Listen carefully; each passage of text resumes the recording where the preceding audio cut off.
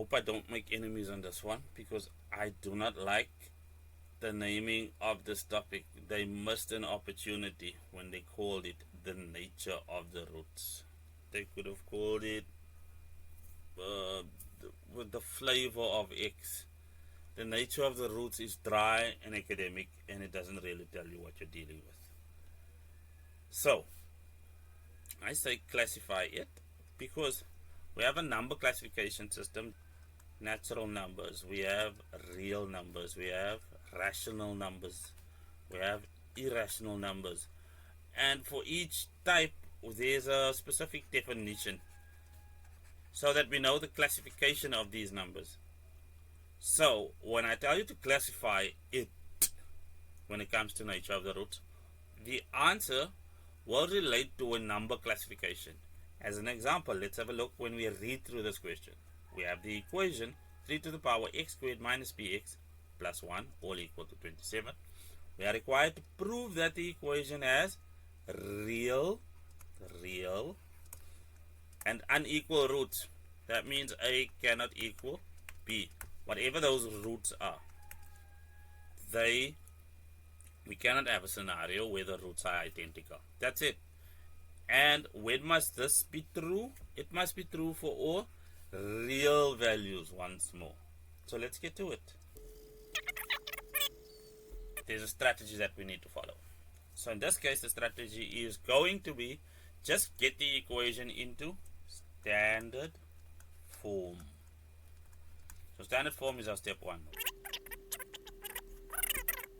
That will get you this. 27 is just equal to 3 to the power 3. Our bases are the same. That's a 3, as ugly as it is, and that's another 3, which means we can just compare the exponents, which are x squared minus bx plus 1 all equal to 3. And this is the important part. Okay, we've checked that box. Now we have to set. Always go for the is equal to 0 as your first check. Standard form, good. Then to the left we have descending powers of x. X squared, x to the power 1, and then a constant. All we have to do is check how does delta look? How does our determinant look? So underneath the square root of the formula on our information sheet, we'll find that delta is equal to b squared minus 4ac. So just check that and make sure it's there. It hasn't changed for some reason. What is our b value?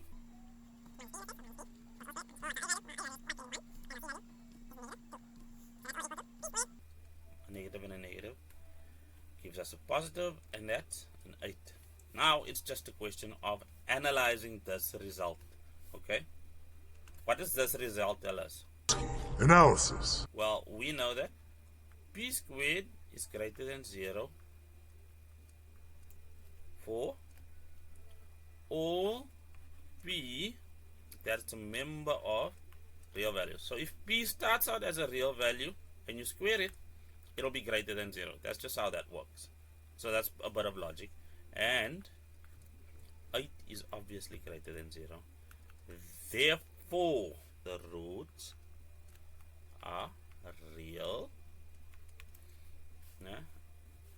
and unequal. Unequal because delta is not a perfect square. Okay, what do I mean by that? Well, b squared might be a square, but the moment you add a value to that, it's not going to be a perfect square for the real values. So any square number plus 8, it'll take that off. Hopefully that was informative. Are you finished?